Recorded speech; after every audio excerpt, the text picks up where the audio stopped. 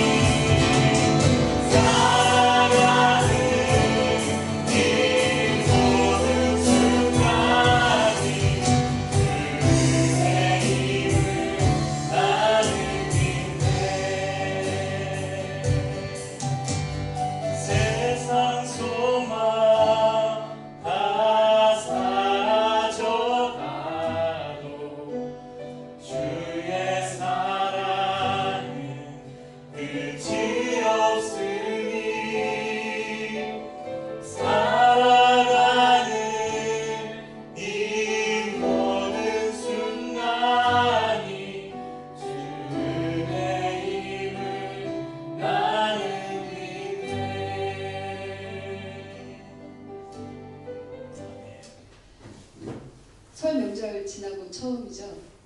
네, 제가 그러고 보면 이 길리의 교회에 처음에 우리 저기 서구 쪽에 있을 때부터 1년에 한두 번 와서 설교를 했던 것 같아요. 그래서 작년 한 9월 정도인가요? 그때 8월인가 왔을 때 하고 또 이제 안 보이던 얼굴들 보이니까 제 마음이 참 좋으네요. 저 날로 이렇게 기류의 교회에 많은 함께하는 사람들이 함께 많아져서 이제 목사님과 기류의 교회가 하나님 앞에서 귀하게 쓰임받는 교회가 되었으면 좋겠습니다. 1월달에 새해가 되면 딱 결심하는 것들이 있죠. 올해는 어떤 해가 되었으면 좋겠다. 올해는 내가 어떤 일들을 하겠다. 뭐 신앙에서 뭐 이번에는 성경을 꼭 일독을 하겠다. 기도를 열심히 하겠다. PT를 열심히 하겠다. 뭐 여러 가지 개인적인 그냥 신앙적인 결심들을 했는데 잘 되고 계십니까? 잘 되고 계십니까? 다 잘 되고 계신가 봐요. 저는 잘 안 되더라고요. 작심삼일. 매일 작심삼일만 하다가 가는 것 같은데 이 사무엘상을 보시게 되면은 사사시대예요. 마지막 사사가 사무엘인데 사사시대에 보게 되면 늘 이렇게 패턴이 있어요. 우리도 삶을 살아가다가 내 삶의 패턴이 있잖아요. 그게 사이클이라고 하는데 그게 잘 바뀌어지지가 않아요. 근데 이 사사시대에도 보게 되면 이스라엘 백성들이 늘 동일한 사이클이 있었어요. 그게 뭐냐면 하나님께 죄를 지어요. 우상 숭배를 하든 뭐를 하든 범죄를 저질러요. 그렇게 하나님부터 멀어지고 하나님을 배반하게 되면 하나님께서 꼭 도구를 사용해서 이스라엘을 치시게 돼요. 어려움 받게 한다는 거죠. 전쟁, 기근 여러 가지 모양으로요. 이렇게 벌을 내리게 되면 이스라엘 백성들이 그때 우리가 잘못했나 보다 하고 이제 하나님께 회개 기도를 해요. 하나님 우리가 잘못했습니다. 어쩌고 그렇게 되게 하면 또 하나님께서 누구 세우시냐? 사사를 세워서 이스라엘을 구원해 주셔요. 이 패턴이 사이클이 계속 돌아가고 있거든요. 마지막 사사인 사무엘 시대에도 그랬고요. 이런 사이클이 우리의 삶에서도 동일하게 들어가잖아요. 죄 짓고 하나님 잘못했습니다. 이렇게 하다 보면 또 하나님께서 도움 주셔서 살아가고 하는데 왜 우리는 이 사이클, 이 반복되는 죄와 하나님의 도우심과 이 사이클에서 늘 벗어나지 못하는 걸까? 좀 하나님이 도우시지 않는 거 아닌가? 하나님 분명 살아계신다고 했는데 살아계시기는 하는가? 왜 이렇게 반복되는 죄와 잘못 가운데 살아가고 세상의 문화에 대해서 세상과에서 나는 늘 패배자의 느낌으로 살아가야 되는가라는 고민들이 생겨나게 됩니다. 그 패배감이 우리 삶 속에 많이 오잖아요. 직장에서 승진할 때, 승진 못할 때. 저는 자동차 영업을 하고 있거든요, 지금.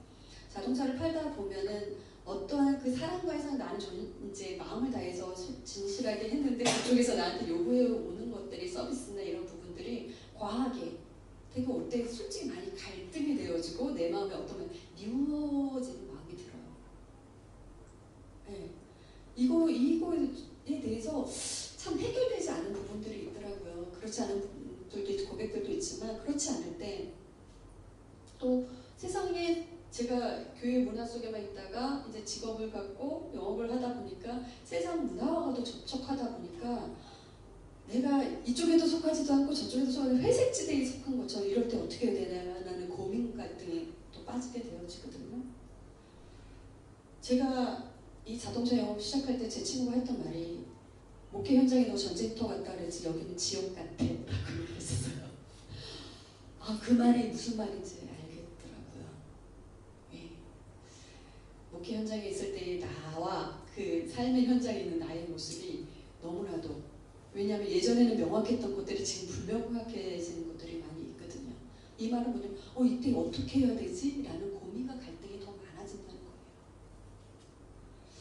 그 가운데 내가 신앙인으로서 과연 하나님은 어디 계시지? 하나님은 나에게 어떤 존재지? 지금 과연 하나님은 나에게 어떤 도움을 펼치고 계신가? 라는 질문을 하게 돼요. 왜? 하나님 나를 도우고 계시지 않은 것처럼 느껴지거든요. 왜?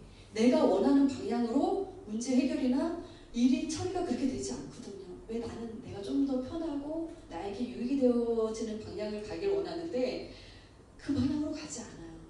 그렇다고 내가 크게 잘못한 거가 있지도 않은데 그래요. 그때 우리가 느끼는 것이 이가봇이라는 거예요. 이가봇이라는 것은 아까 좀 읽었듯이 하나님의 영광이 떠났다. 즉 하나님의 부재를 느낀다는 거예요. 하나님이 계시지 않는 것을 느낀다는 거죠. 이스라엘 백성들이 왜 이가봇을 경험했느냐. 블레셋이 쳐들어왔어요. 거기서 이스라엘이 대패를 하게 됩니다. 대제사장의 아들의 비느하스와 저 아들이 죽었고요. 언약궤를 빼앗겼고요. 언약궤를 빼앗기기 전에 그 언약궤를 빼앗겼고 또한 엘리 제사장이 죽었어요. 그러니까 종교 지도자들이 다 죽은 거예요. 그리고 하나님의 인재의 상징이었던 언약궤를 빼앗겨 버렸어요. 이스라엘 백성들이 느꼈던 거. 그 며느리가 죽을 때 자기 자녀의 우리가 이름을 줄 때 어떤 이름을 줘요? 좋은 이름, 축복된 이름을 줬는데 하나님의 영광이 떠났다라는 이가봇이라는 이름을 줘요. 얼마나 저주스러운 이름입니까? 우리가 신앙생활을 하고 이렇게 가는 동안에 여러분은 이가봇이라는 하나님의 영광이 떠났다는 하나님은 과연 나와 함께 계신가라는 질문을 던질 때가 언제인가요? 편안할 때인가요? 문제가 닥칠 때잖아요. 내가 어찌 할 수 없는 상황 가운데 놓여있을 때, 내 감정도 내 마음도 내가 어찌 할 수 없는 상황 가운데 놓여있을 때, 내 힘으로 도저히 해결할 수 없는 문제에 부딪혔을 때, 우리는 하나님이 나와 함께 계시는 건가? 라는 질문을 던지게 될 때, 그럴 때 우리는 어떠한 자세로 내가 믿는 사람으로서 하나님을 믿는다고 고백했고, 우리 방금 전에 불렀던 찬양에도 그 찬양의 가사가 있더라고요. 세상 소망 사라져 가도록 주의 사랑은 끝이 없으니 살아가는 이 모든 순간 주의 은혜님을 나는 은혜. 여러분, 내가 살아가는 모든 순간이 주님의 은혜인 걸 믿으십니까? 믿으세요? 여러분의 자녀가 여러분의 속을 썩이고 내가 직장에서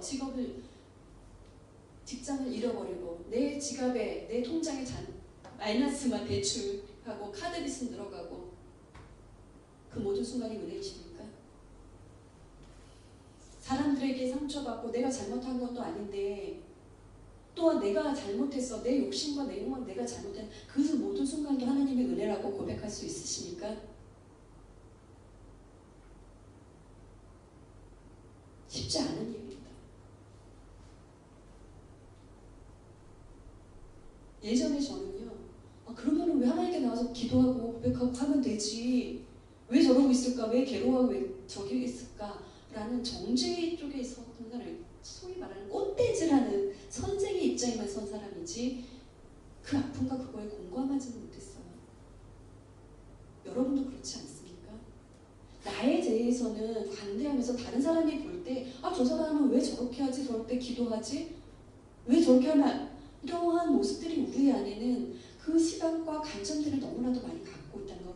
우리가 나만이 가지고 있는 기준을 다른 사람에게 그 사람의 입장과 상황과에 공감하고 이해하는 것이 아니라 늘 가르치려고 한다는 거죠. 근데 오늘의 말씀 속에도 보게 되면 하나님은 우리에게 너 이렇게 했어 라고 꼰대질이 아니라 기다리시면서 하나님의 쪽으로 이끌어 가시는 것이 오늘의 본문에 나오는 말씀이에요.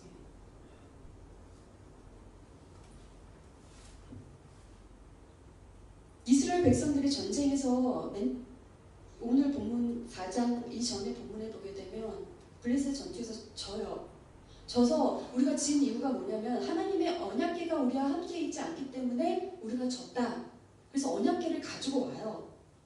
근데 언약궤도 빼앗기고 전쟁에서 대패되어진 거야. 이들이 첫 번째 블레셋 전투에서 실패했을 때 마음이 뭐였냐? 하나님에 대해서 어떻게 왜곡하고 있었는지 여러분 한번 살펴보셔야 됩니다. 우리도 동일한 잘못을 하거든요. 내게 문제가 생기고 어려움이 닥치면 하나님에 대해서 어떤 존재로 생각하냐면 나를 위한 종, 하나님을 이용하려고 해요. 이스라엘에게 있어서 지금까지 하나님은 이들이 지금까지 애굽에서 출애굽해서 광야를 지나고 가나안 땅에 들어와서 늘 해치웠던 곳이 전쟁이에요. 이스라엘 사회는 농경 사회가 아니었어요. 늘 옮겨다니는 하나님에 대한 인식이 어떤 하나님이었냐면 전쟁에 능하신.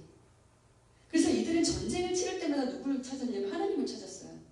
근데 가나안 땅에 들어왔을 때는 농경 사회가 됐어요. 그러면은 농경 사회에서의 신은 풍요로운 거여야 되잖아요. 농사를 수확을 많이 해야 되는 그것이 했던 신의 다르곤이거든요. 블레셋 그들이 믿었던 그 신, 풍요와 다산의 신. 그러니까 이들이 믿었던 전쟁에 능한 신이 하나님이었는데 전쟁에 피했으니까 누굴 찾은 거예요? 하나님을 찾았어요. 이들이 고백했던 4장의 말씀을 보게 되면 그 말을 해요. 만군의 여호와, 만군, 군대의 하나님인 거죠.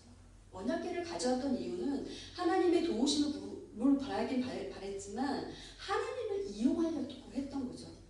여러분이 참 보여야 될 건 우리가 행동 잘못할 수 있고 늘 실수와 잘못을 할 수 있지만 가장 중요한 건 하나님의 우리의 마음의 중심에 오신다고 했어요.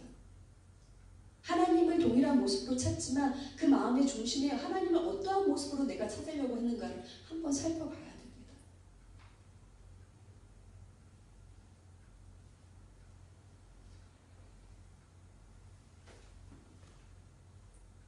우리는 여러분이 하나님을 찾을 때가 언젠가요? 어느 때 전심으로 하나님을 찾고 기도하고 울며 보며 매달립니까?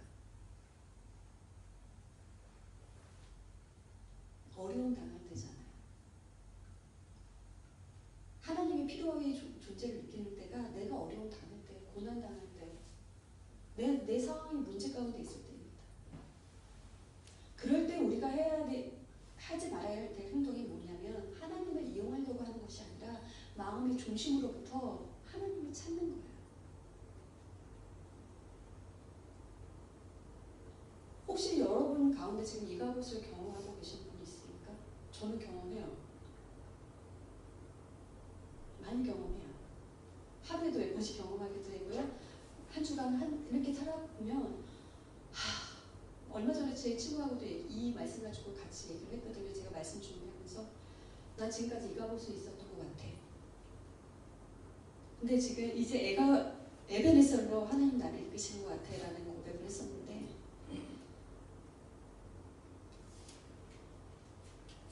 하나님의 영광이 나한테 떠난 거. 근데 실제적으로 하나님의 영광이 떠난 건 아니에요. 내가 그렇게 느낄 것 뿐이에요. 내 죄가, 나의 잘못이 내 눈을 가려서 하나님을 보이지 않게 하는 것이 하나님은 우리를 한 번도 떠나신 적이 없다고 말씀해 주시거든요. 세상 끝날까지 내가 너희와 함께 하시리라고 분명히 말씀하셨잖아요.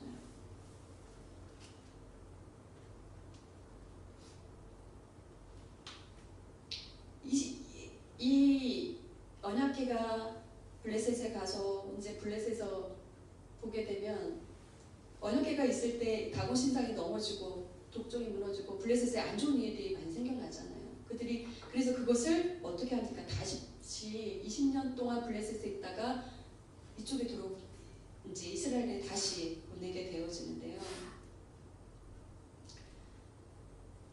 20년 동안 이제 블레셋 쪽에 있다가 이스라엘 백성들이 계속 20년 동안 뭐 했냐면 블레셋 그들이 들어와서 이제 약탈을 가는 거예요. 그러면 20년 동안의 고통 가운데 드디어 이스라엘 백성들이 어떤 일을 하게 되면 2장 7장 2절 말씀을 한번 볼까요? 궤가 길리앗 여림에 들어간 날부터 20년 동안 오래 있은지라 이스라엘 온 족속이 여호와를 사모하니라. 뭐 한다고요? 사모하니라. 사모한다는 게 여러분 느낌이 우리나라 보면 사모하는 게 어떤 마음일 것 같아요? 그리워하고 뭐 그런 뜻 같죠. 근데 이게 히브리 원어를 보게 되면 크게 울다라는 뜻을 가지고 있어요. 즉 신음하면서 울부짖으면서 하나님을 찾았다는 거예요.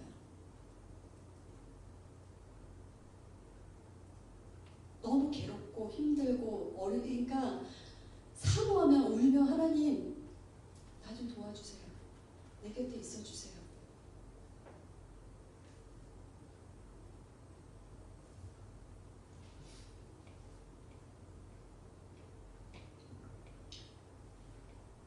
이들이 우리가 때로는 내게 닥쳐져 있는 문제와 고난 속에서 보게 되면 거기에서 매몰되기 쉬워요. 계속 가다 보면 계속 하나님으로부터 멀어지게 되거든요. 근데 그거 가운데 하나님께서 우리에게 원하시는 것은 무엇이냐? 너희가 믿는 내가 누구냐? 나는 언약궤에 있는 하나님이 아니라 너희와 항상 동행하는 하나님이다. 너는 나를 떠나지 말라고 얘기하고 계시는 거예요. 나를 이용하지 말라고, 나를 전심으로 사모하고 사랑하라는 거예요. 우리가 하나님 아닌 다른 것을 사랑하기 시작할 때 우리 가운데 고통이 와요. 물론 그러지 않을 때도 고난이 와요. 근데 그거에 대처하는 우리의 태도가 달라요. 여러분이 내게 문제가 닥쳐올 때, 어려움이 왔을 때 내가 어떠한 태도로 그 문제를 대면하느냐의 모습 속에서 내가 하나님과 가까이 있느냐 멀리 있느냐를 분별하실 수 있어야 됩니다. 그래서 이 고난과 어려움이 때로는 축복이 될 수 있고요. 오히려 그냥 고난이 고통으로 끝날 수도 있어요. 그러나 진정 하나님께서 우리에게 고난과 어려움을 허락하시는 이유는 전심으로 나를 찾으라는 얘기시거든요. 너 이런 지금 나로부터 멀어져 있어. 너 그렇게 하다가 큰일 나. 나한테 돌아와. 우리가 내 자식 때리잖아요. 잘못하면. 남의 자식 때립니까? 못 때려요. 요즘 같아서는 잡혀가겠죠. 신고받고. 하나님께서 때로는 우리에게 고난과 어려움, 정말 어떻게 하나님 나한테 이러실 수 있지? 라는 의문을 던지는 어려움을 찾아줄 때 우리는 그 원인을 다 밖에서 찾는 것보다 내 안에서 한번 찾아보시기 바랍니다. 먼저. 그리고 이 어려움이 나와 상관이 없다면 하나님께 기도하셔요. 또 내 안에 잘못이 있는 거라면 회개하셔야 돼요.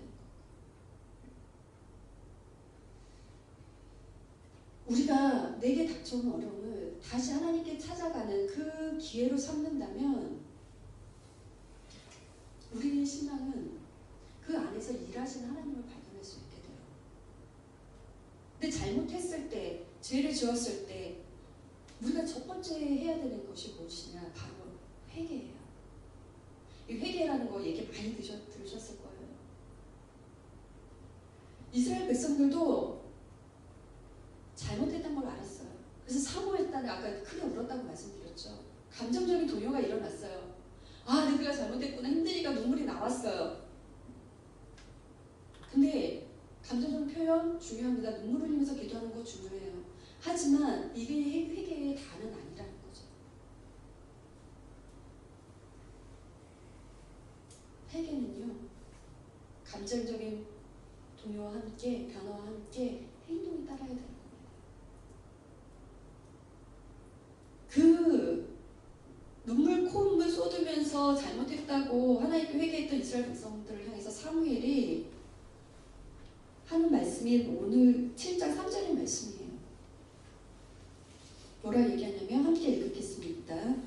사무엘이 이스라엘 온 족속에게 말하여 이르되 만일 너희가 전심으로 여호와께 돌아오려거든 이방 신들과 아스타롯을 너희 중에 제거하고 너희 마음을 여호와께 향하여 그만 섬기라. 그리하면 너희를 블레셋 사람 손에서 건져내시리라.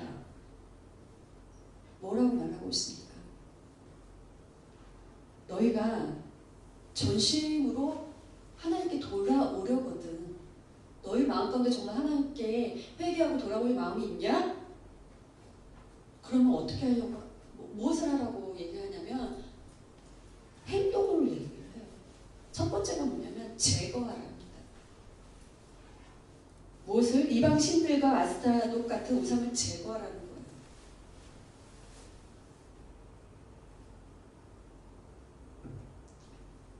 제거하라. 여러분 가운데 제거해야 될 것들이 뭐가 있을까요? 우리는 회개를 그냥 그냥 내가 예수님께 맨 처음 믿을 때 하나님 나 잘못했습니다. 나 죄인입니다. 그것만 회개 아니라 우리 삶 속에서 회개는 매일매일 매 순간 이루어져야 되는 것이 바로 회개예요. 주님 나라 갈 때까지. 왜? 우리는 늘 죄 짓잖아요. 마음으로, 행동으로, 머릿속으로, 생각속으로. 근데 이것들을 제거하는 잘못했어요. 그냥 제거 이제 하지 않겠습니다가 아니라 어떻게 해야 되냐면은 행동뿐만 아니라 우리가 생활 속에서 살아가는 삶의 방식에도 제거해야 될 것들을 제거해야 된다는 거예요. 당시 이제 블레셋에서 막 농경사회에 있었고 하나님이 아닌 세상의 풍요와 이걸 쫓아가다 보니까 이들에게 있었던 건 뭐예요? 세상 문화, 우상 문화가 들어온 거예요. 여러분이 사는 우리는 하나님의 백성이고 하늘에 속한 자이지만 어디에 살고 있습니까? 땅에 살고 있어요. 세상 문화 속에 살고 있어요. 우리는 이거를 피할 수가 없어요. 왜 매일 부딪힙니까? 여기 있을 때는 그래도 좀 낫는데 직장에 가보십시오. 버스 안에 타보십시오. 늘 접하는 게 세상 문화예요. 근데 이거 제거하는 거 쉽지 않습니다. 우리는 구별되지만 그들과 분리돼서 살 수가 없어요. 제가 회사에 들어가서 일을 하면서 참 힘들었던 게 이 부분이었어요. 내가 생전 접하지도 않은 문화에 내가 이거에 어떻게 행동하고 다 말을 하면서 살아가야 될지 너무 어려웠거든. 그들의 언어도 모르겠고 무슨 말을 하는지도 모르겠고 이제 조금 알아들어요. 좀 이제 농담식으로 가볍게도 쳐내기도 해요. 하지만 한 2년 동안 작년까지는 몰랐어요. 근데 제가 그러면서 내가 참 어리석었구나. 몰라서 너무 몰랐구나. 그거는 순진한 것도 아니라 순수한 것도 아니라 내가 어리석었구나라는 생각이 들더라고요. 여러분의 삶 가운데 있어주는 일상 가운데 만나는 것 중에서 내게 제거해야 될 세상 문화는 무엇입니까? 나도 모르게 들어온 세상의 문방이 무엇입니까? 목적은 무엇입니까? 이생의 자랑, 안목의 종교. 정말 어느새 나도 모르게 들어와 있어서 내 생각 속을 지배하는 것이 문화예요. 문화가 무서운 것이 그런 거예요.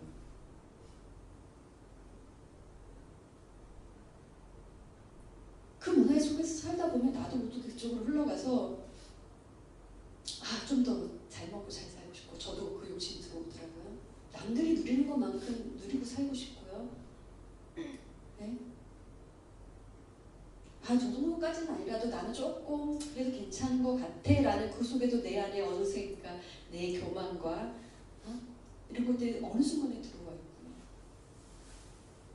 그 속에서 지혜롭게 하나님의 순결한 백성으로서 살아가야 되는 거에 있어서는 늘 성령의 도우심과 말씀 속에서 살아가야 되는데 세상은 우리가 그 속에서 살아가도록 그냥 놔두지 않아요.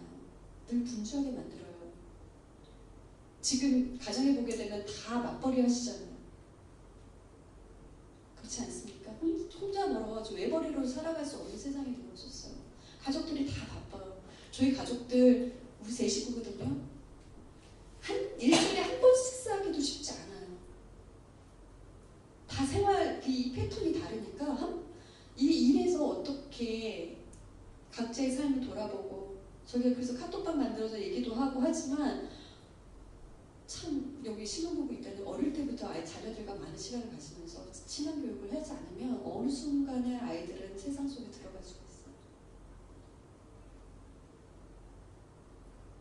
우리 가정 생활과 내 직장 생활과 내 모든 관계 속에서 제거해야 될 세상 문화는 무엇입니까?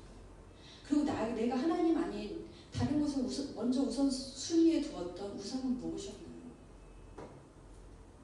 회개라는 건 우리 삶 속에서 매일 제거해야 될 것들 이거를 계속 가지치기 가야 되는 겁니다. 과실 나무에서 나무가 좋은 열매를 맺으려고 한다면요 가지치기를 해줘야 돼요. 그냥 놔둔다고 해서 많은 열매가 맺어지는 게 아니에요. 맛 좋고 틀리고 크고 좋은 과일 열매를 얻으려면 가지치기를 잘 해줘야 되는 것입니다. 우리 삶 속에서도 마찬가지예요. 내가 좋은 열매, 내 삶 속에 정말 건강한 열매를 맺고 싶으시다면 이 가지치기를 잘 하셔야 돼요. 내가 제거해야 될 것들. 두 번째의 행동은 뭐냐면 하나님을 섬기라는 거야. 하나님을 섬기라. 하나님을 섬기는 게 뭐가 있을까? 뭡니까? 민서야 분이 하나님을 섬기는 게 어떤 게 있을까? 말씀을 보는 거? 그게 섬기는 거야? 윤서는? 기도하는 거. 와. 우리 박 목사님 뭡니까?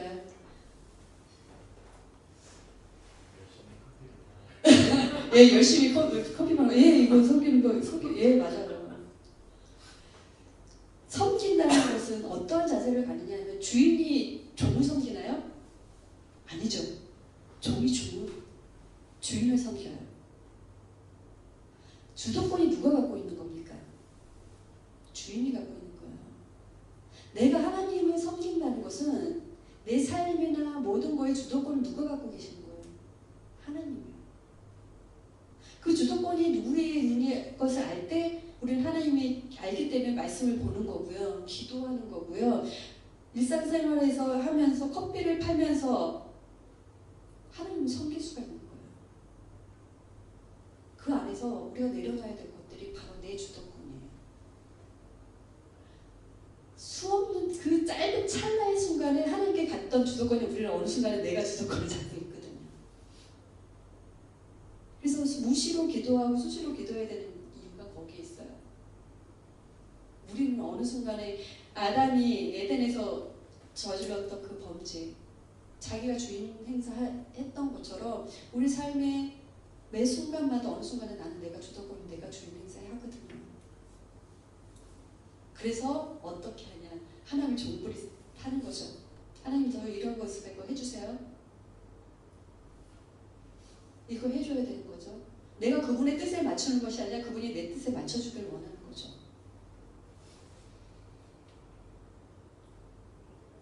사무엘이 외쳤던 진정한 회개는 제거하라, 섬기라 였습니다. 즉 하나님께 내 모든 걸 내어드리는 거예요. 헌신인 겁니다. 내 몸과 마음을 드리는 거, 이것이 예배인 거고요. 이것이 하나님의 제자의 종으로서 예수님의 제자로 살아가는 자세인 거예요. 이 회개가, 이러한 자세가 우리 삶에서 중요한 거는 이것이 구원의 문제와 관련되어 있기 때문입니다.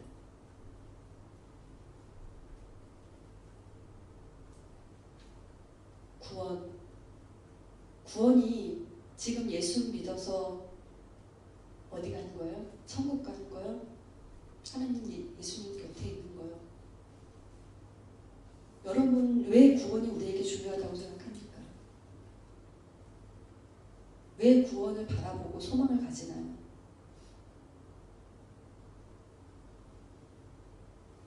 구원이 내게 필요하다는 것을 아는 가장 첫 번째 걸음이 뭐냐? 나는 죄인이라는 사실을 아는 데부터 출발합니다. 내가 죄인인 것을 모르는 사람은 구원이, 회개가 나한테 필요하지 않아요. 왜? 그거 없이도 나는 사는데 문제 없거든요. 근데 내가 죄인이라는 거, 나 스스로 나가 아무것도 할 수 없는 존재라는 것을 알 때 우리는 그 구원의 필요성을 알게 되고요. 예수님을 찾게 됩니다.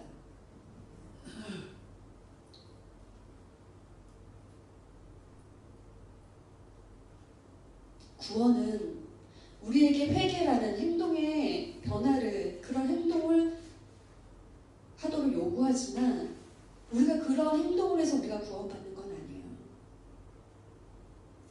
구원은 누구의 영역입니까? 하나님의 영역이에요. 철저하게. 즉 하나님의 도우심, 하나님의 전적인 은혜 가운데서 펼쳐지는 것이 구원의 역사인데요. 사무엘이 이스라엘 백성들을 미스바에 다 모읍니다. 7장에 보면 소위 영적 대각성 집회. 회개 집회를 한 거죠. 이제 이스라엘 백성을 다 모으고 우리가 이제 하나님께 돌아가자. 우리가 범죄했다. 우리 제거하고 하나님께 기도하자고 해서 다 모였는데 이제 블레셋 사람들이 딱 봤을 때 이스라엘 그 많은 백성들이 모였으니까 어떻게 생각할까요? 전쟁을 하려고 하나 보다 하고 생각을 했던 거예요. 그래서 블레셋 사람들이 이스라엘 백성들 치러 올라옵니다. 근데 이스라엘 백성들이 전쟁을 하기 위해서 모였던 건가요? 아니에요. 이들에게 무기가 아무것도 없어요. 싸울 만한 도구가 아무것도 없었던 거예요. 그러면 이들한테 또 다시 찾아온 게 무엇입니까? 두려움이에요. 불안이에요. 저와 여러분 삶 속에서 이 두려움과 불안 속에서 자유하시나요? 걱정과 염려로부터 자유하십니까? 걱정과 두려움 없으신 분? 손 한번 들어봐 주세요. 없으시죠? 우리는 이 걱정, 성경에 두려워하지 말라고 염려하지 말라 써있는데도 불구하고 우리는 늘 염려와 걱정과 두려움과 불안 속에 살아갑니다. 또 세상이 그러하고요. 내 손에 아무것도 없는 것 같기 때문에 두려운 거거든요. 돈이라도 경제적으로 돈이라도 있으면 처리하면 되는데 나에게 이제 그 힘이 필요할 때가 있잖아요. 누군가에 내가 힘이 있고 권력이 있으면 이런 것들을 할 수 있는데 왜 우리 돈도 없고 권력도 없고 아무것도 가진 게 없기 때문에 세상으로부터 위협이 들어올 때 우리는 두려워서 할 수밖에 없어요. 그런데 걱정이 들어오는 것이 문제가 아니라 이거에 대해서 우리가 어떻게 대처하느냐가 중요합니다. 이스라엘 백성들은 맨 처음에 블레셋이하고 전쟁할 때 그들한테 걱정과 두려움을 때 언약궤를 가져와가지고 언약궤를 의지했어요. 그런데 지금 미스바에 모였던 이스라엘 백성들은 뭐라면 사무엘에게 당신은 우리를 위해서 하나님께 쉼없이 부르짖어 기도해 주십시오. 하나님이 우리를 블레셋부터 구원하게 해달라고 기도해 주십시오라고 했고요.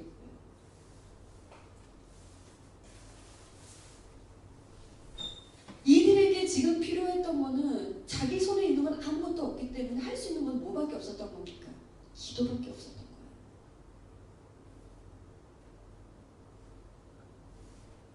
기도하니까 어떤 일이 벌어졌습니까? 하나님께서 이들을 도우셨어요. 이스라엘 백성들을요. 9절에 보게 되면 사무엘이 젖 먹는 어린 양 하나를 가져다가 온전한 번제를 여호와께 드리고 이스라엘을 위하여 여호와께서 부르짖음에 여호와께서 응답하셨더라. 어떻게 응답하셨습니까? 10절에 보게 되면 블레셋의 큰 의뢰를 발해하여 그들에게 어지럽게 하였더니 그들이 이스라엘 앞에서 패한지라.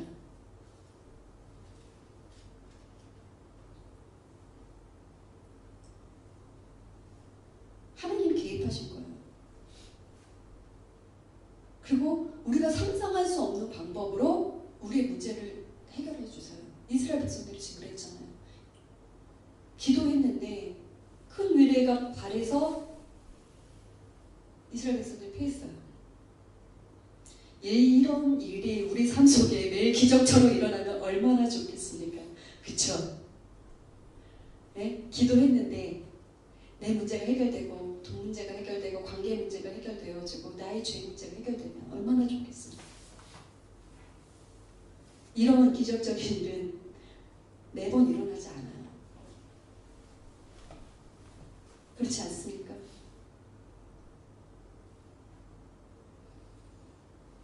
매번 일어나면 좋겠는데 내가 하나님 뜻 가운데 그렇게 살려고 발부둥치고 몸부림치는 모습을 하나님께서 봐주셔서 정말 이런 어려운 가운데 나를 구원해 주셨으면 좋겠는데 이런 우레를 바라고 자연 특이한 이런 기적 같은 일이 일어나지 않을 때 우리 이때 필요한 것이 우리에게 바로 믿음이에요. 믿음이에요. 블레셋과의 전쟁에서 승리하자 12절에 보게 되면 미스와 센 사이에 기념비를 세우는데 그 이름을 뭐라고 하냐면 에베네셀이라고 합니다. 도움의 돈. 여호와께서 여기까지 도우셨다는 거예요. 여러분, 지금 이 순간 내 문제가 해결되지 않아요. 내 제 문제가 해결되지 않아요. 나의 어려움이 어떻게 기적적으로 해결되지 않아요. 그 순간에도 하나님께서 나와 여러분을 도우고 계시다는 걸 믿을 수 있으시겠습니까? 믿으시나요? 지금 상황이 변하지 않아도, 문제가 해결되지 않아도 하나님께서 여전히 나를 도우고 계셨다는 것을 여러분 믿으시길 바랍니다. 이스라엘 백성 언약궤를 빼앗기고 20년 동안 블레셋 사람들에게 괴롭힘을 당하는 그 순간에도 분명히 하나님이 일하고 계셨어요. 근데 그것이 즉시 일어나지 않았을 뿐이에요. 그러면 그 시간 동안 하나님께서 내게 원하시는 건 무엇일까? 그 시간 동안 원하시는 게 무엇일까? 그건 다 각자 다를 겁니다. 우리 인생에 정답 없다고 말합니다. 우리가 하나님께 가는 방법도 다양해요. 한 가지 방법 아니에요. 그러나 그 방향성은 딱 한 가지예요. 그리스도께 향하는 것밖에 없습니다. 그렇기 때문에 내가 살아온 삶에 있어서 나는 이렇게 했어, 하나님께서, 그러니까 너도 하나님께서 이렇게 할 거야 라고 저는 제가 목사지만 감히 그렇게 말 못하겠어요. 왜? 하나님은 너무나도 다양하게 일하시니까. 어떤 방법으로 어떻게 하실지 나도 모르니까. 그것이 지금 이루어지실지 나중에 이룰지 모르지만 하나님은 분명한 하나님의 때에, 가장 좋은 때에 하나님의 방법으로 이루어 주실 것이라는 거예요. 도와주실 것이라는 거예요. 그것이 내가 원하는 방향이 아니라 하나님 보시기에 가장 나에게 좋은 것으로. 우리가 왜 하나님에 대해서 왜곡하고 착각하고 잘못하는 부분이 그거예요. 내가 원하는 곳으로, 원하는 것으로 하나님이 해주실 때는 하나님 좋으신 분이, 할렐루야, 좋으신 분이고 고마우신 분이고 도우셨다고 얘기해요. 근데 내가 원하지 않은 것으로 하나님께서 주실 때는 하나님 왜 그래요? 나한테 너무하신 거 아닙니까? 이렇게 나오게 돼요. 근데 우리는 때로는 몰라요. 나한테 가장 좋은 게 어떤 건지. 여러분 분명히 기억하십시오. 여러분이 이 자리에서 지금 예배할 수 있는 것도 하나님의 도우심이 있었다는 거예요. 여러분이 여기서 오는 동안 교통사고가 날 수도 있어요.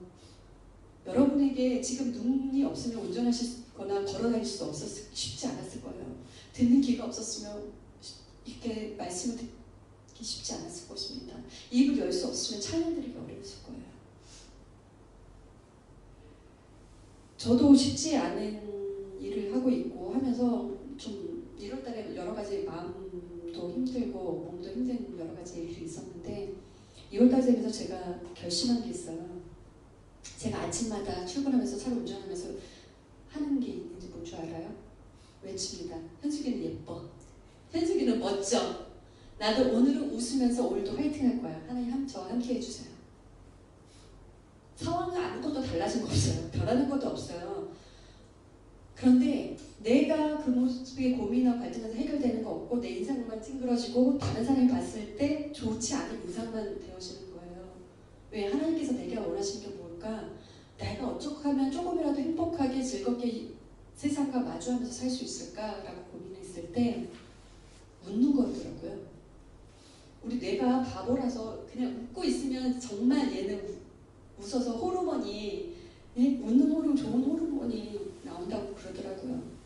그래서 아침마다 그렇게 외치고 가요. 그러면 정말 기분이 좋아지더라고요. 좋아서 좋는 게 아니라 좋아지려고. 이거는 어떠한 마인드 컨트롤이라도 할 수 있겠지만 범사에 감사하라, 범사에 기도하라, 이게 쉽게 되지 않아요. 그러니까 중간 단계에서 저는 내 삶을 인정하고 그 가운데서 가기 위한 하나의 방법을 저는 그렇게 선택해서 저 자신한테 얘기를 하는 거죠. 남들이 뭐라 그러는 거 상관하지 않아. 내가 하나님 앞에서 그래, 나 죄인이고 나 잘못했던 부분들을 인정하고 내가 할 수 없는 것들과 있는 것들을 인정하고 나갈 때 우리는 그분의 도우심을 구할 수 있고 하나님의 도우심을 바라볼 수 있다고 봅니다. 우리는 세상에서나 교회에서나 참 화장판 많이 세워요. 여자분들 아침에 딱 화장하고 나가죠. 화장하기 전과 후의 모습이 분명히 다르죠. 네, 저도 다릅니다. 남성분들도 마찬가지예요. 이 화장반이라는 곳은 같이 괜찮은 사람이냐, 괜찮은 신앙이 있냐, 나는 좀 능력이 있는 사람, 나는 좀 더 가지고 있는 사람 있냐, 포장을 한다는 거죠. 그러나 본질적으로 성경에서 우리에게 얘기하는 우리는 죄인이라는 거예요. 죄인에서 하나님의 의로, 예수 그리스도의 의로 우리는 의로운 사람이 되었고 그 의로 우리는 이제 예수님을 닮아가며 살아라라고 말씀하시는 게 바로 성경이고, 너는 그렇게 해서 구원받았기 때문에 너 잘난 맛에 사는 것이 아니라 그리스도의 잘난 맛으로 살아가라고 말씀하시는 게 성경입니다. 그렇게 살아가도록 도우시는 분이 우리 하나님이시고요. 궁극적으로는 우리는 하나님의 구원은 백성으로서 자녀로서 살아가고 있기 때문에 이 사실을 믿으시고요. 내 행동, 내 잘못 때문에 절대 하나님을 우리는 버리지 않습니다. 이미 우리가 그런 존재인 걸 이미 아세요. 그럴 거라는 거 이미 아세요. 이스라엘 백성들이 그렇게 수천 년 동안 잘못했으면서도 이스라엘 백성을 버리지 않으셨어요. 끝까지 지금까지 참고 계어주시는 것처럼 그 하나님의 참으심이, 인내하심이 오늘의 우리에까지 미쳐서 지금까지 우리도 참아주시고 계시잖아요. 근데 분명히 압니다. 우리는 하나님의 인내심의 끝이 있다는 걸요. 분명히 심판이 있다는 걸 우리는 압니다. 여러분, 하나님께서 분명히 도우실 것을 믿으시고요. 여러분의 의와 여러분의 잘남이 아니라 오직 예수 그리스도의 그 보혈의 능력을 믿으시고요. 십자가 붙들고 그렇게 회개하면서 우리가 하나님 나라 갈 때까지 그렇게 승리하는 저와 여러분 되시기를 축원합니다. 아멘. 이 시간 찬양 하나 같이 부르실 텐데요. 이 찬양은 제가 신대원 때 부를 때 참 많이 힘들고 어려울 때, 물질적으로만 했을 때 불렀던 찬양이기도 하고, 정말 주님만이 소망이 되어 주시더라고요. 여러분 마음 가운데 힘들고 어려운 부분이 있습니까? 해결되지 못한 제 문제, 또는 관계의 문제, 물질의 문제, 여러 가지 상황 가운데 어려운 부분들이 있을 텐데요. 정말 주님만이 나의 소망이 되어 주셔서 나를 무쌍히 여겨 주셔서 도와주셨으면 합니다. 라는 그 고백을 하나님 앞에 솔직하게 토설하셨으면 좋겠어요. 세상 사람들한테 하지 못할 얘기들, 친구한테도 저는 하지 못할 얘기 하나님한테는 할 수 있잖아요. 하나님 우리 얘기 들으시고 딴 데 가서 얘기하지 않으시는 분이시잖아요. 우리 그분 앞에서는 가면 벗고 솔직하게 내 모습 그대로 내어놨으면 좋겠습니다. 그래서 주님 나의 소망이 되어주세요. 나의 도움의 돌 에베네셀이 되어주세요 라고 이 시간 함께 먼저 기도하고 이 찬양 함께 하시겠습니다. 기도하시겠습니다.